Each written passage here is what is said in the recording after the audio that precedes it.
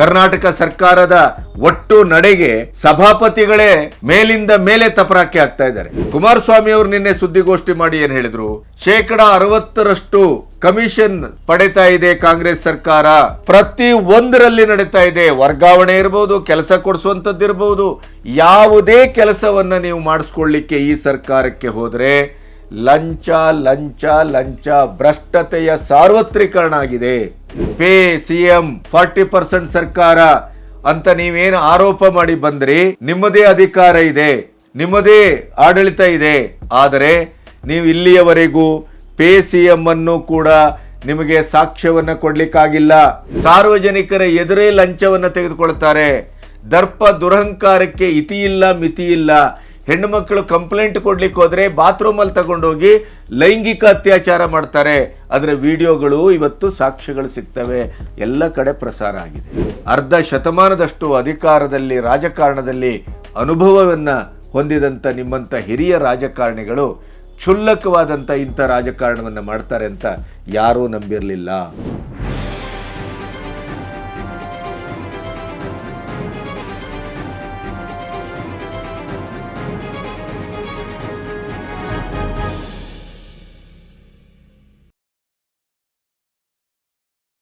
ನಮಸ್ತೆ, B Ganapati news ಚಾನೆಲ್ಗೆ ಸ್ವಾಗತ. ರಾಜ್ಯ ಸರ್ಕಾರ ಯಾವ ರೀತಿಯ ಕಾರ್ಯವೈಖರಿಯನ್ನು ಮಾಡ್ತಾ ಇದೆ, ವಿಧಾನಸೌಧವನ್ನು ಪವಿತ್ರವಾದಂಥ ಜನದೇಗುಲವನ್ನು ಯಾವ ರೀತಿ ತನ್ನ ಕರ್ಮಕಾಂಡಕ್ಕೆ, ಸ್ವಾರ್ಥಕ್ಕೆ, ಲಂಚಗುಳಿತನಕ್ಕೆ ಬಳಸ್ಕೊಳ್ತಾ ಇದೆ ಅನ್ನೋದಕ್ಕೆ ಪ್ರತಿಪಕ್ಷ ಆರೋಪ ಮಾಡಬೇಕಾಗಿಲ್ಲ.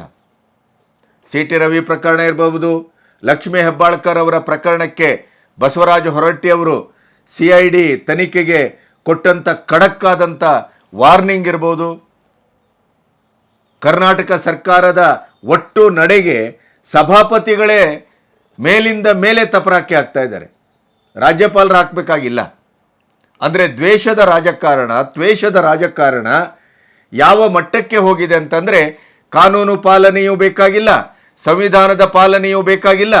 ಯಾವುದೇ ಜನತಂತ್ರದ ವ್ಯವಸ್ಥೆಯನ್ನು ಕೂಡ ನಮ್ಮ ಅಂಡಿನಡಿ ಹಾಕಿ ಕಾಲಿನಡಿ ತುಳಿದು ನಾವು ದರ್ಪ ದುರಹಂಕಾರದಿಂದ ಬಹುಮತ ಇದೆ ಅನ್ನುವಂಥ ಕಾರಣಕ್ಕಾಗಿ ನಾವು ಏನಕ್ಕೇನ ಮಾಡ್ತೇವೆ, ಹೂ ಆರ್ ಯು, ನೀವು ಯಾರು ಕೇಳಲಿಕ್ಕೆ ಅನ್ನುವಂಥ ಒಂದು ಧೋರಣೆ ಇದೆಯಲ್ಲ, ಅದು ಸಂಪೂರ್ಣವಾಗಿ ಇವತ್ತು ಸಾರ್ವಜನಿಕರನ್ನು ಕೂಡ ಎಷ್ಟರ ಮಟ್ಟಿಗೆ ಮತಿಗಡಿಸಿದೆ ಅಂತಂದರೆ ಬೀದಿಯಲ್ಲಿ ಕ್ಯಾಕರ್ ಸುಗಿತಾ ಇದ್ದಾರೆ. ಇನ್ನು DK ಬಣ, ಸಿದ್ದರಾಮಯ್ಯನವರ ಬಣ ರಾಜಕೀಯ ತುರಿಯಾವಸ್ಥೆಗೆ ತಲುಪಿದೆ. ನವೆಂಬರ್ವರೆಗೆ 30 ಆಡಳಿತದ ಒಂದು ಕರಾರೇನಿತ್ತು, ಅಲ್ಲಿಯವರೆಗೂ ಕೂಡ ಕಾಂಗ್ರೆಸ್ ಸರ್ಕಾರ ಕಾಯುವ ಸ್ಥಿತಿಯಲ್ಲಿ ಇದೆಯೋ ಇಲ್ಲವೋ ಅನ್ನುವ ಸಂಶಯ ಕಾಡ್ತಾ ಇದೆ. ಇದರ ಮಧ್ಯೆಯೂ ಕೂಡ ಜನತಾದಳವನ್ನು ಚೂರು ಮಾಡುವ, ಅಸ್ತಿತ್ವಕ್ಕೆ ಭಂಗ ತರುವಂಥ, ಅಲ್ಲಿಂದ ಶಾಸಕರನ್ನು ಎತ್ತುವಂಥ ಕೆಲಸವನ್ನು ಕೂಡ ಸಿದ್ದರಾಮಯ್ಯನ ಸರ್ಕಾರ ಮಾಡ್ತಾ ಇದೆ. ಅಂದರೆ ನೀವು ಒಟ್ಟಿನಲ್ಲಿ ಗಮನಿಸಿದರೆ ಸಿದ್ದರಾಮಯ್ಯನವರ ಸರ್ಕಾರ ಜನಪರವಾದಂಥ ಯಾವುದೇ ಕೆಲಸದ ಬಗ್ಗೆ ಯೋಚನೆ ಮಾಡ್ತಾ ಇಲ್ಲ. ಬೆಂಗಳೂರಿನ ಒಂದು ರಸ್ತೆಯ ಹೊಂಡಗಳನ್ನು ಕೂಡ ಮುಚ್ಚಬೇಕು ಅನ್ನುವಂಥ ಒಂದು ಕನಿಷ್ಠ ಮಟ್ಟದ ಪ್ರಜ್ಞೆ ಇಲ್ಲ. ಇನ್ನು ಕ್ಷೇತ್ರವಾರು ಕೆಲಸಗಳನ್ನು ಬಿಟ್ಟುಬಿಡಿ, ಸಂಪೂರ್ಣವಾಗಿ ಸ್ಥಗಿತಗೊಂಡಂಥ ಸರ್ಕಾರ ಇದು. ಯಾವುದೇ 0% ಚಲನಶೀಲತೆ. ಇದನ್ನು ನಾವು ಹೇಳಬೇಕಾದದ್ದಲ್ಲ, ಕಾಂಗ್ರೆಸ್ಸಿನ ಶಾಸಕರು ಹೇಳ್ತಾರೆ, ಕಾಂಗ್ರೆಸ್ಸಿನ ಸಚಿವರೇ ಹೇಳ್ತಾರೆ. ಒಟ್ಟಾರೆ ಏನು, ಅಧಿಕಾರಕ್ಕೆ ಬಂದಿದ್ದೇವೆ, ಇದು ನಮ್ಮ ಕೊನೆಯ ಅಧಿಕಾರ ಇರ್ಬೋದು, ಆದ್ದರಿಂದ ಓಡೋಗುವವನನ್ನು ಹರ್ಕೊಂಡಷ್ಟು ಬಂತು, ಏನು ದೋಚಬೇಕೋ ಅದನ್ನು ದೋಚಿಬಿಡುವುದು, ಈ ಲೆವೆಲ್ಲಿಗೆ ಸರ್ಕಾರ ಇಳಿದಿದೆ ಅಂತಾದರೆ ಕಳೆದ BJP ಸರ್ಕಾರದ ಭ್ರಷ್ಟತೆಯನ್ನು ಪ್ರಶ್ನಿಸಿ ಅಧಿಕಾರಕ್ಕೆ ಬಂದಂಥ ಸಿದ್ದರಾಮಯ್ಯನವರ ನೈತಿಕತೆಯನ್ನು ಸಾರ್ವಜನಿಕರು ಪ್ರಶ್ನಿಸ್ತಾ ಇದ್ದಾರೆ.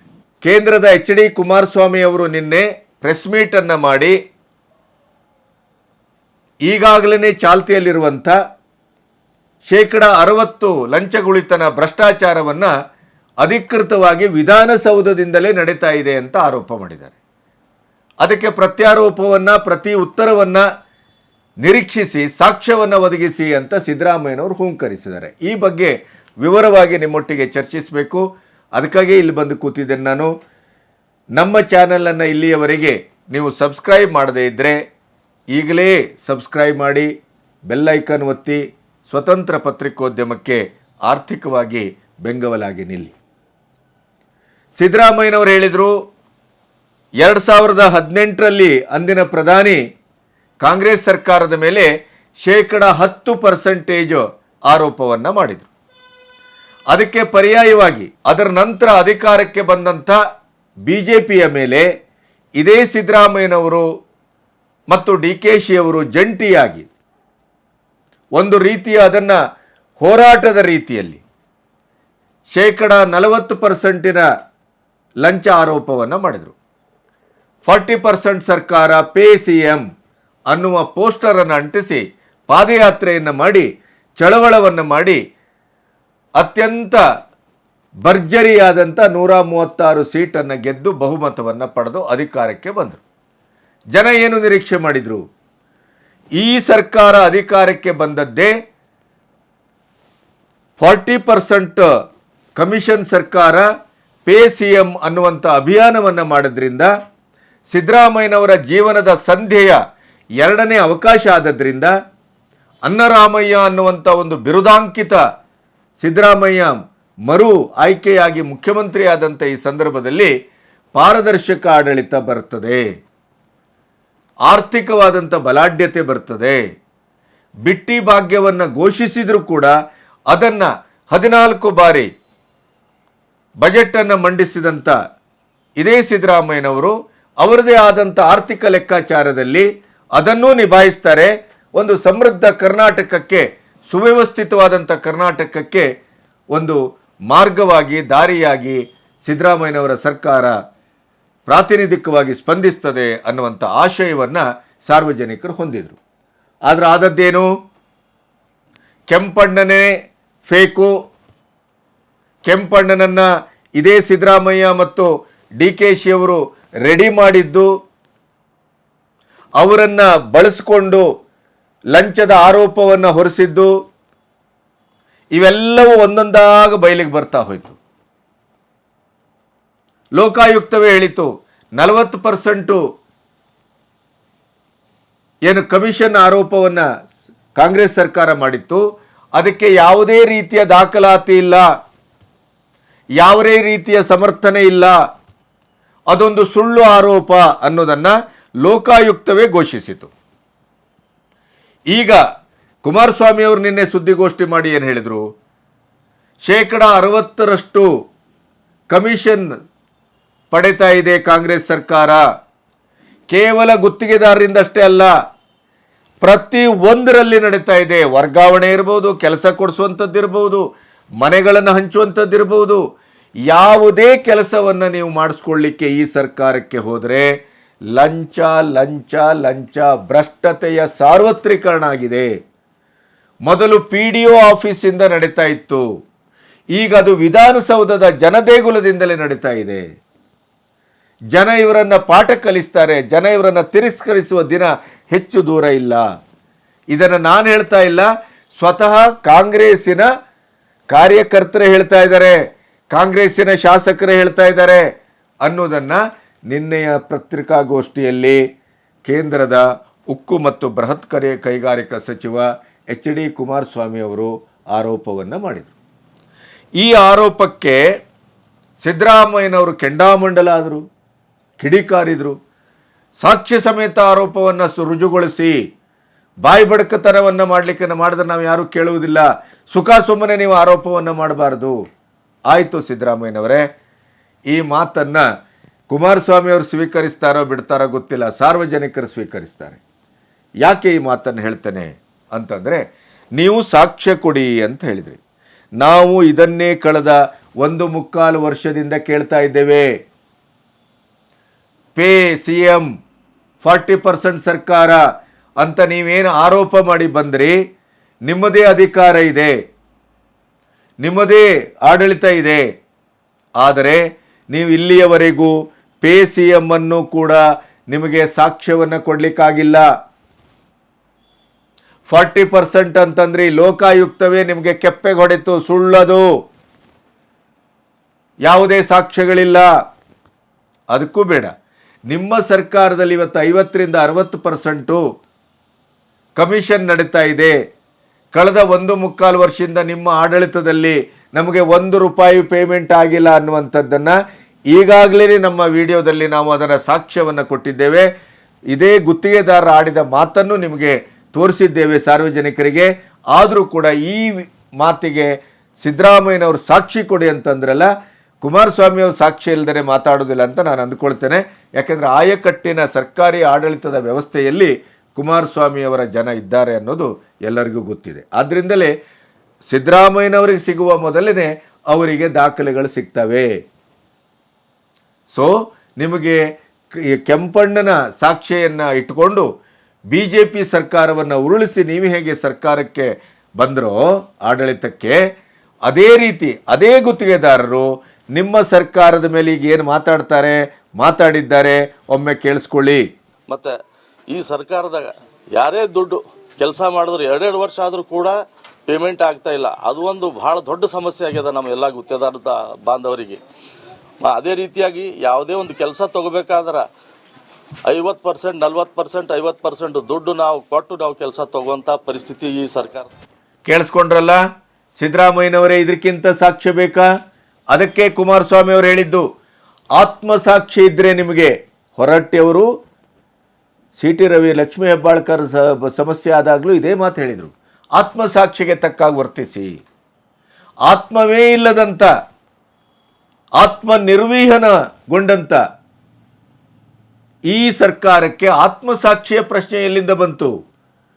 ನಿಮ್ಮ ಆತ್ಮಸಾಕ್ಷಿಯಾಗಿ ಹೇಳಿ ಅಂತ ಕುಮಾರಸ್ವಾಮಿ ಅವರು ಸವಾಲು ಹಾಕಿದ್ದಾರೆ. ಅದಕ್ಕೆ ತಕ್ಕಾಗಿ ನೀವೇ ಹೇಳುವಂಥ ಗುತ್ತಿಗೆದಾರರ ಸಂಘದವರು ಈಗ ಏನು ಮಾತಾಡಿದ್ದಾರೆ ಅಂತ ಕೇಳಿಸ್ಕೊಂಡ್ರಿ. ಸಾರ್ವತ್ರಿಕವಾಗಿ ನಿಮ್ಮ ಬಗ್ಗೆ ಏನು ಮಾತಾಡ್ತಾ ಇದ್ದಾರೆ ಅನ್ನೋದು ಜಗಜ್ಜಾಹೀರಾಗ್ತಾ ಇದೆ. ಪೊಲೀಸ್ ಇಲಾಖೆ ಯಾವ ರೀತಿ ವರ್ತಿಸ್ತಾ ಇದೆ ಅನ್ನೋದು CT ರವಿ ಅವರ ಪ್ರಕರಣದಲ್ಲಿ ಅಷ್ಟೇ ಅಲ್ಲ, ಪೊಲೀಸ್ ಇಲಾಖೆ ಯಾವ ರೀತಿ ವರ್ತಿಸ್ತಾ ಇದೆ ಅಂತಂದರೆ ಪೊಲೀಸ್ ಸ್ಟೇಷನ್ಗಳು ಇವತ್ತು ಅವರ ಅಡ್ಡ ಆಗಿದೆ. ಸಾರ್ವಜನಿಕರ ಎದುರೇ ಲಂಚವನ್ನು ತೆಗೆದುಕೊಳ್ತಾರೆ. ದರ್ಪ ದುರಹಂಕಾರಕ್ಕೆ ಇತಿ ಇಲ್ಲ ಮಿತಿ ಇಲ್ಲ. ಹೆಣ್ಣು ಮಕ್ಕಳು ಕಂಪ್ಲೇಂಟ್ ಕೊಡ್ಲಿಕ್ಕೆ ಹೋದರೆ ಬಾತ್ರೂಮಲ್ಲಿ ತಗೊಂಡೋಗಿ ಲೈಂಗಿಕ ಅತ್ಯಾಚಾರ ಮಾಡ್ತಾರೆ. ಅದರ ವಿಡಿಯೋಗಳು ಇವತ್ತು ಸಾಕ್ಷ್ಯಗಳು ಸಿಗ್ತವೆ, ಎಲ್ಲ ಕಡೆ ಪ್ರಸಾರ ಆಗಿದೆ. ಇಂಥ ಪರಿಸ್ಥಿತಿಯಲ್ಲಿ, ಇಂಥ ದುರಾಡಳಿತದ ಹೊತ್ತಲ್ಲಿ ನೀವು ಸಾಕ್ಷ್ಯವನ್ನು ಕೊಡಿ ಅಂತೀರಿ. ನೀವು ಆರೋಪ ಮಾಡಿದ್ದಕ್ಕೆ BJPಯ ಮೇಲೆ ಎಲ್ಲಿ ಸಾಕ್ಷ್ಯವನ್ನು ಕೊಟ್ಟರೆ ಸಿದ್ದರಾಮಯ್ಯನವರೇ? ಅದಕ್ಕೆ ಉತ್ತರ ಕೊಡಿ ಮೊದಲು. ಈಗ 60%, 80% ಆಗಿದೆ ಅನ್ನೋದನ್ನು ಬೇರೆ ಬೇರೆ ರೀತಿಯಲ್ಲಿ ನಿಮಗೆ ಸಾಕ್ಷ್ಯಗಳು ಸಿಗ್ತಾನೇ ಇದೆ. ಕುಮಾರಸ್ವಾಮಿ ಅವರು ಸಾಕ್ಷ್ಯ ಕೊಡಬೇಕಾಗೇ ಇಲ್ಲ, ಜನರೇ ಸಾಕ್ಷಿಯನ್ನು ಕೊಡ್ತಾ ಇದ್ದಾರೆ, ಗುತ್ತಿಗೆದಾರರ ಸಾಕ್ಷಿಯನ್ನು ಕೊಡ್ತಾ ಇದ್ದಾರೆ. ಯುವ ಸಮುದಾಯ, ಕೆಲಸವನ್ನು ಕೇಳ್ಕೊಂಡು ಹೋದಂಥ ಯುವ ಸಮುದಾಯ ಸಾಕ್ಷ್ಯವನ್ನು ಕೊಡ್ತಾ ಇದೆ. ನಿಮ್ಮ ಲೊಟ್ಟೆಯ ಸರ್ಕಾರಕ್ಕೆ, ನಿಮ್ಮ ಸುಳ್ಳಿನ ಸರ್ಕಾರಕ್ಕೆ, ನಿಮ್ಮ ರಾಹುಲ್ ಗಾಂಧಿ ಸೃಜಿಸುವಂಥ ಒಂದು ಸುಳ್ಳು ನರೇಟಿವ್ಗೆ ಕೇಂದ್ರ ಸರ್ಕಾರದ ಉದ್ಯೋಗದ ಒಟ್ಟು ಅಂಕಿಅಂಶಗಳ ಸಾಕ್ಷ್ಯವೇ ಇವತ್ತು ಪ್ರಪಂಚದ ಎದುರು ತೆರೆದುಕೊಂಡಿದೆ. ಹಾಗಾಗಿ ಸಿದ್ದರಾಮಯ್ಯನವರೇ, ನೀವು ಸಾಕ್ಷ್ಯವನ್ನು ಕುಮಾರಸ್ವಾಮಿ ಅವರಿಂದ ಕೇಳಬೇಕಾದಂಥ ಯಾವ ಜರೂರತ್ತು ಇಲ್ಲ. ಜನರ ಮಧ್ಯೆಯೇ ಸಾಕ್ಷಿ ಇದೆ. ವಿಧಾನಸೌಧದ ಕಂಬಗಳು ಸಾಕ್ಷ್ಯವನ್ನು ನುಡಿತಾ ಇದೆ. ಇಡೀ ಕರ್ನಾಟಕದ 6-7 ಕೋಟಿ ಜನ ನಿಮ್ಮ ಆಡಳಿತದ ಬಗ್ಗೆ ಸರ್ಟಿಫಿಕೇಟನ್ನು ಕೊಡ್ತಾ ಇದ್ದಾರೆ. ಹಾಗಾಗಿ ನೀವು ಹೂಂಕರಿಸಿದರೆ ಏನು ಪ್ರಯೋಜನ ಇಲ್ಲ. ಇಲ್ಲಿ ಯಾರೂ ನಿಮ್ಮ ಮಾತನ್ನು ಕೇಳುವ ಸ್ಥಿತಿಯಲ್ಲಿಲ್ಲ. ಲಂಚಕ್ಕೆ, ಆರೋಪಕ್ಕೆ ಸಾಕ್ಷ್ಯವನ್ನು ಕೇಳುವ ನೈತಿಕತೆಯನ್ನು ನೀವು ಕಳ್ಕೊಂಡಿದ್ದೀರಿ. 40% ಸರ್ಕಾರ ಅಂತ BJPಯ ಮೇಲೆ ಏನು ಆರೋಪ ಮಾಡಿದ್ರಿ, ಅದಕ್ಕೆ ನಿಮಗೆ ಸಾಕ್ಷ್ಯವನ್ನು ಕೊಡಲಿಕ್ಕೆ ಸಾಧ್ಯವಾಗಿದ್ದರೆ ಇವತ್ತು ಕುಮಾರಸ್ವಾಮಿ ಅವರ ಹತ್ರ ನೀವು ಕೇಳುವ ಸಾಕ್ಷ್ಯದ ಪ್ರಜ್ಞೆಗೆ ಅದ್ಭುತವಾದ ಅರ್ಥ ದಕ್ತಾ ಇತ್ತು ಅಂತ. ಪೇ CM ಅಂತ ಹೇಳಿದ್ರಿ, ಎಲ್ಲಿ ಸಾಕ್ಷ್ಯವನ್ನು ಕೊಟ್ರಿ? ಕೇವಲ ಬಾಯಲ್ಲಿ ಆರೋಪ ಮಾಡಿ ಬಂದ್ರಿ. ನಿಮ್ಮ ಆರೋಪಕ್ಕೆ ನಿಮ್ಮದೇ ಆದಂಥ ಒಂದು ಪಟಾಲಮ್ಮಿತ್ತು. BJPಯವರಿಗಿಂತ ಹೆಚ್ಚು ಅದನ್ನು ಜನಕ್ಕೆ ಮನವರಿಕೆ ಮಾಡಿಕೊಡುವಂಥ ಒಂದು ಹೋರಾಟದ ಕೆಚ್ಚಿತ್ತು, ರೊಚ್ಚಿತ್ತು. BJPಯ ದುರಾಡಳಿತವನ್ನು ಕಂಡು ಜನ ರೋಸಿದ್ರು. ಅವರ ಆಪರೇಷನ್ ಕಮಲದಿಂದ BJPಯ ಒಟ್ಟು ಚಹರೆಯೇ ಕರ್ನಾಟಕದಲ್ಲಿ ಸಂಪೂರ್ಣವಾಗಿ ನಿರ್ನಾಮಗೊಂಡಿತ್ತು. ಇವೆಲ್ಲದರ ದುರುಪಯೋಗವ ಪಡಿಸ್ಕೊಂಡು ಅಧಿಕಾರಕ್ಕೆ ಬಂದ್ರಿ. ಅರ್ಧ ಶತಮಾನದಷ್ಟು ಅಧಿಕಾರದಲ್ಲಿ ರಾಜಕಾರಣದಲ್ಲಿ ಅನುಭವವನ್ನು ಹೊಂದಿದಂಥ ನಿಮ್ಮಂಥ ಹಿರಿಯ ರಾಜಕಾರಣಿಗಳು ಕ್ಷುಲ್ಲಕವಾದಂಥ ಇಂಥ ರಾಜಕಾರಣವನ್ನು ಮಾಡ್ತಾರೆ ಅಂತ ಯಾರೂ ನಂಬಿರಲಿಲ್ಲ. ಕುಮಾರಸ್ವಾಮಿ ಅವರು ಇವತ್ತೇನು ಹೇಳಿದ್ದಾರೋ ಅದು ತ್ರಿಕರ್ಣಪೂರ್ವಕವಾದಂಥ ಸತ್ಯ, ತ್ರಿಕಾಲ ಸತ್ಯ. ಅದು ಕರ್ನಾಟಕದ ವರ್ತಮಾನದ ಸಾಕ್ಷಿ ಪ್ರಜ್ಞೆ. ಅದು ಪ್ರತಿಯೊಬ್ಬರಿಗೆ ಗೊತ್ತಿದೆ ನಿಮ್ಮ ಸರ್ಕಾರ ಏನು ಮಾಡ್ತಾ ಇದೆ ಅಂತ. ಎಷ್ಟು ಬೆಲೆಯನ್ನು ಏರಿಸಿದ್ರಿ, ನೀವು ಏನು ಆರೋಪ ಮಾಡಿ ಬಂದ್ರಿ? ಕೇಂದ್ರ ಸರ್ಕಾರದ ಬೆಲೆ ಏರಿಕೆ ಅಂತ ಬಂದ್ರಲ್ಲ. ಹಾರಿನ ದರ, ನೀರಿನ ದರ, ಬಸ್ ದರ, ಒಂದು ಕಡೆ ಹೆಣ್ಮಕ್ಳಿಗೆ ಫ್ರೀ, ಇನ್ನೊಂದು ಕಡೆ ಗಂಡಸರಿಗೆ ಬರೆ. ಇನ್ನೂ ಏನೇನು ಬರ್ಲಿಕ್ಕುಂಟೋ ಗೊತ್ತಿಲ್ಲ. ಗೋರಕ್ಷಣೆಯ ಅಭಿಯಾನದ ಪರವಾಗಿ ಜಿಲ್ಲೆಗೊಂದು ಗೋಶಾಲೆಯನ್ನು ಘೋಷಿಸಿ ಅದಕ್ಕೆ ಇಡಗಂಟನ್ನು ಇಟ್ಟಿತ್ತು BJP. ನೀವು ಅದನ್ನೂ ನುಂಗಿ ನೀರು ಕುಡಿದ್ರಿ ನಿಮ್ಮ ಬಿಟ್ಟಿ ಭಾಗ್ಯಕ್ಕೋಸ್ಕರ. ನೀವು ದೇ ಆರ್ ಅವರ್ ಬ್ರದರ್ಸ್ ಅಂತ ಹೇಳುವಂಥ ಬ್ರದರ್ಸಿಗೆ ಅನುಕೂಲ ಮಾಡಿಕೊಡುವುದಕ್ಕಾಗಿ, ಹಿಂದೂಗಳ ಮನಸ್ಸನ್ನು ನೋಯಿಸುವುದಕ್ಕಾಗಿ, ಹಿಂದೂಗಳ ಮೇಲೆ ಪ್ರಹಾರ ಮಾಡುವುದಕ್ಕಾಗಿ ಗೋಶಾಲೆಯನ್ನು ರದ್ದುಗೊಳಿಸಿದ್ದೀರಿ. ಮತ್ತೆ ನಿಮ್ಮ ಹತ್ರ ಹಣಕಾಸಿನ ದಿವಾಳಿತನ ಇರೋದ್ರಿಂದ ಎಲ್ಲೆಲ್ಲಿ ಸಾಧ್ಯವೋ ಅಲ್ಲಿಂದೆಲ್ಲ ದುಡ್ಡನ್ನು ಎತ್ತಿ ತಂದು ಅಧಿಕಾರವನ್ನು ಮಾಡಲಿಕ್ಕೆ ಹೊರಟಿದ್ದೀರಿ. ಇಂಥ ಭ್ರಷ್ಟ, ನಿರ್ಲಜ್ಜ, ಜನವಿರೋಧಿ ಸರ್ಕಾರವನ್ನು, ಆತ್ಮದ್ರೋಹಿ ಸರ್ಕಾರವನ್ನು ಕರ್ನಾಟಕ ಕಂಡಿರಲಿಲ್ಲ. 60% ಕಮಿಷನ್ ಅನ್ನೋದನ್ನು ಕೇವಲ ಕುಮಾರಸ್ವಾಮಿ BJP ಅವರ ಆರೋಪವೇ ಅಲ್ಲ, ಇದು ಜನರ ಆರೋಪ. ಜನರು ರೋಸಿ ಹೋಗಿ ನಿಮ್ಮ ಬಗ್ಗೆ ಮಾತಾಡ್ತಾ ಇದ್ದಾರೆ. ಆತ್ಮಸಾಕ್ಷಿ ಇದ್ದರೆ, ನಿಜವಾಗಿಯೂ ನಿಮಗೆ ಒಂದು ಸಂಯಮ ಅಂತಿದ್ರೆ, ಜನರ ಬಗ್ಗೆ ಕಿಂಚಿತ್ತು ಕಾಳಜಿ ಇದ್ದರೆ ಕಣ್ಣು ತೆರೆದು ನೋಡಿ.